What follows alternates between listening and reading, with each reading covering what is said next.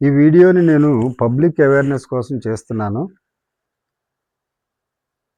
నాకు 3 సంవత్సరాల క్రితం మోషన్‌కి వెళ్ళే దగ్గర ఒక చిన్న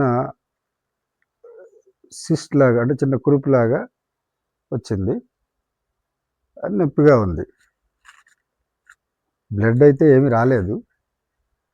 సరే ఇప్పుడు నౌఏడేస్ ప్రతిదానికి క్యాన్సర్ అంటున్నారు గదా! అని భయపడి నేను ఒక హాస్పిటల్‌కి వెళ్ళాను. ఆ డాక్టర్ గారు నేను చెప్పిన లక్షణాలను బట్టి ఆ డాక్టర్ గారు ఏమీ చెక్ చేయకుండానే ఎంఆర్ఐ స్కాన్ రాశారు. టెస్ట్‌లకి ఒక రూ. 2000 తీసుకున్నారు. ఫేమస్ డాక్టరే, పెద్ద పేరున్న హాస్పిటలే. అసలేం మాట్లాడట్లేదు. అంటే నేను కొంచెం సాదా సీదాగా ఎళ్ళాను. Actually I am a lecturer. నేను లెక్చరర్ అని ఇంట్రొడ్యూస్ జేసుకోలేదు. మా ఇంట్లో వాళ్ళు గూడా అందరూ చాలామంది డాక్టర్లే ఉన్నారు. మా అక్క డాక్టరు, మా బావగారు డాక్టరు, బావగారి కొడుకు డాక్టరు, మా అక్క స్టాఫ్ నర్సు. ఇలా అందరూ డాక్టర్లే ఉన్నారు. సరే నేను వాళ్ళని ఎవరిని అడగలేదు. వేరే చోట ఉన్నారు గాబట్టి. అయితే ఆయన చెప్పినట్లుగానే నేను టెస్టులు చేయించుకున్నాను. రూ. 2000 ఇచ్చాను. ఎంఆర్ఐ స్కాన్ అన్నారు. అదొక రూ. 10,000 తీసుకున్నారు. తీసుకొని ఇప్పుడు మీకు ఫోటోలో పెట్టాను గదా! అదిచ్చారు. సరే ఇది తీసుకొని మళ్ళీ డాక్టర్ గారి దగ్గరికొస్తే డాక్టర్ గారికి అనుమానం వచ్చింది. ఏం లేదే అని మనసులో అనుకున్నాడు. ఏదైనా ఉంటే బావుండు గదా! అని. ఏం లేదే అనుకోని రేడియాలజిస్ట్ ఎవరైతే ఆ రిపోర్ట్ రాసారో వాళ్ళకి ఫోన్ చేశాడు. ఫోన్ చేసి, "సరే నేను ఆయన కలవట్లేదు నాకిప్పుడు. మీరు రేపు రండి ఏ విషయం చెప్తాను" అన్నాడు. సరే అని మరుసటి రోజు ఎళ్ళాను. వెళ్తే "నీకు ఫిస్టులా ఉంది" అని అన్నారు.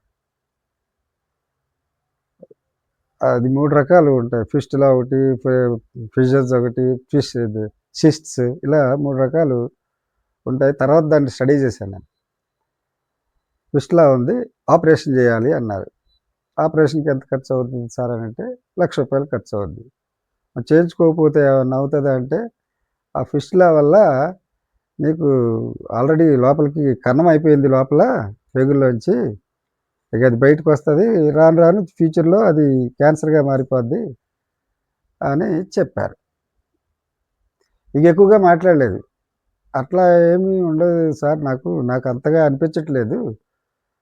ఆహ్, ఏదో చిన్న కురుపులాగా అనిపిస్తుందనంటే, అట్లా ఏం కాదు అని చెప్పి అసలు సమాధానం కూడా సరిగ్గా చెప్పలేదు. మీరెళ్లి హాస్పిటల్‌లో అడ్మిట్ అవ్వండి. వస్తే చేస్తాం అని అన్నారు. నాకు డౌటొచ్చింది. డౌటొచ్చి నేను ఆ డయాగ్నోస్టిక్ సెంటర్‌కి వెళ్ళాను. వెళ్ళి ఫిస్టులా అని రాశారు గదా! అక్కడ 3-4 యాంగిల్ గూడా రాశారు. ఆ యాంగిల్‌లో ఏమి కనపడతలేదు నాకు. అంతో కొంత చదువుకున్నాం కాబట్టి ఆ మాత్రం అర్థమవుతుంది గదా! ఏం కనపడలేదు. ఇక వెళ్ళి అడిగాను. ఈ రేడియాలజిస్ట్ గారిని ఒకసారి కలవాలి. నాకు కొంచెం ఎక్స్‌ప్లెయిన్ చేయాలి. డౌట్స్ ఉన్నాయి నాకు అని అడిగా. ఆయన ఇక్కడ లేరండి అన్నారు. మరి ఎక్కడుంటారంటే ఆయన వేరే ఊర్లో ఉంటారు. విజయవాడలో ఉంటారు అని అన్నారు. నేను హైదరాబాద్‌లో ఉన్నా. మరి ఎలా చూసారు అంటే ఈ ఈ కంప్యూటర్‌లో తీస్తాం గదా! ఇదంతా అక్కడికి పంపిస్తే ఆయన స్టడీ చేసి రిపోర్ట్ రాసి పంపిస్తారు. అది మ్యాటర్.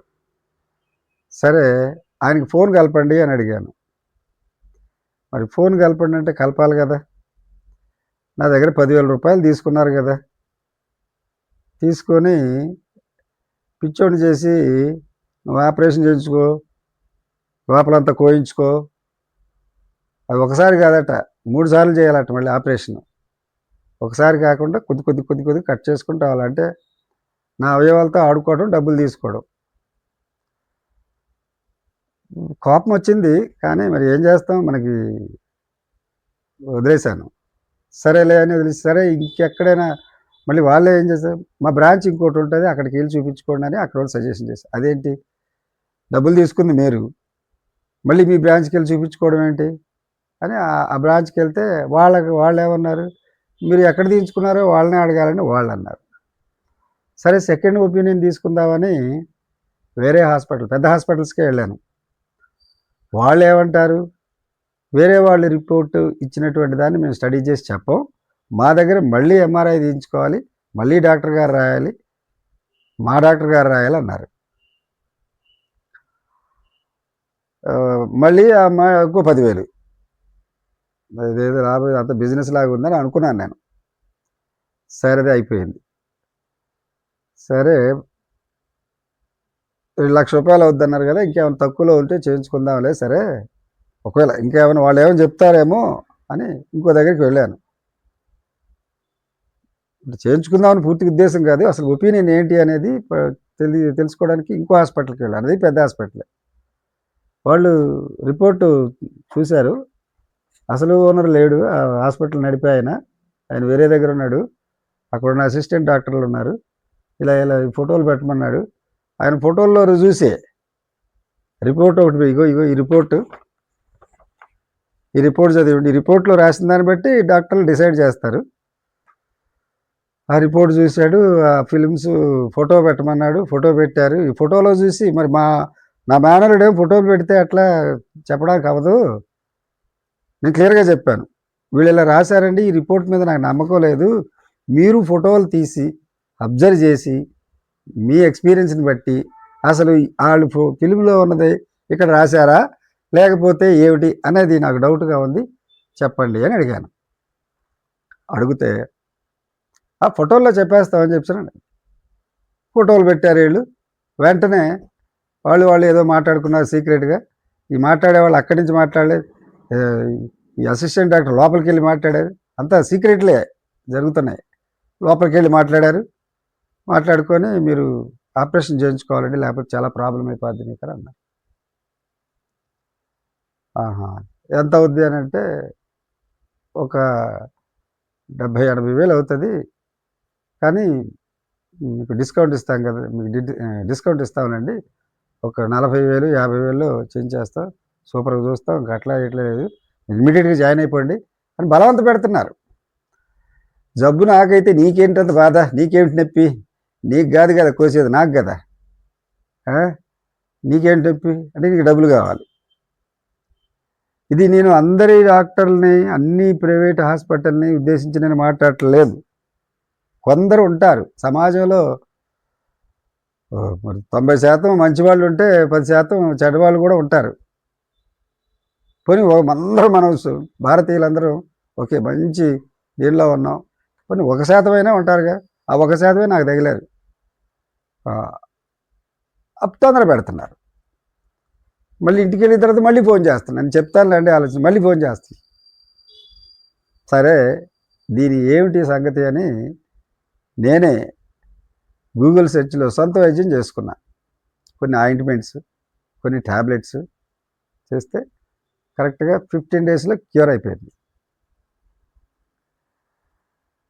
నేను కొంచెం సొంతంగా చేసుకోవడం అది అలవాటు. ఏమైనా చేస్తే ఆ గూగుల్ చూసి సిమ్టమ్స్ని కొరిలేట్ చేసుకొని దానికి సరైన మెడిసిన్ ఏమిటి అనేది చూసుకొని అలా వేసుకోవడం అలవాటు. ఇప్పుడు నాకు 62 సంవత్సరాలు, నాకు ఏమీ ప్రాబ్లం ఏమీ లేదు, నాకు ఫుల్ స్మోక్ చేస్తాను, దాని ఎఫెక్ట్ కూడా ఏం లేదు. ఎప్పటికప్పుడు నేను జాగ్రత్తలు తీసుకుంటూ ఉంటాను, ఎప్పటికప్పుడు టైం టు టైం మెడిసిన్స్ వేసుకుంటాను, హ్యాపీగా ఉంటాను.